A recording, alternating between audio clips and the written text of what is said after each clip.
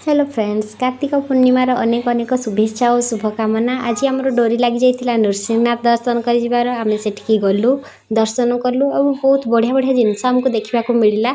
जमीक कृष्णकर अर्जुनकर थे सारथी हेबा, अभिमन्युकर चक्र व्यूहरे फसवा, ताको पत्थर आकार दि जाइए, सहित भीष्मकर सरसज्जा आउ मंदिर दर्शन आउ सहित गाधेबार भी आप बहुत बढ़िया गोटे अनुभूति पाइपर, जेहेतु झरणार पानी पूरा ऊपर पड़ू थाए। प्राकृतिक सौंदर्य मनोरम ये दृश्य आपण मैंने देखिपे खूब सुंदर होती। आम मैंने तो खूब उपभोग कलु। आपण मैंने भी आसिले निहाती भाव में आपन को सेठी भल लागिबो। ता सहित जो मु तिलक लगे गोटे छोट अनुभूति अच्छी ताकि सेयार करी।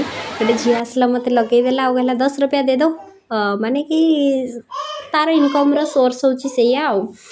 छोट छुआ से तो माने भिक मागुनी ना, बहुत भल लगिला। तापरे हनुमान मूर्ति पाखे किसी फोटो आ वीडियो करदेलु, तापरे घर को आसिलु।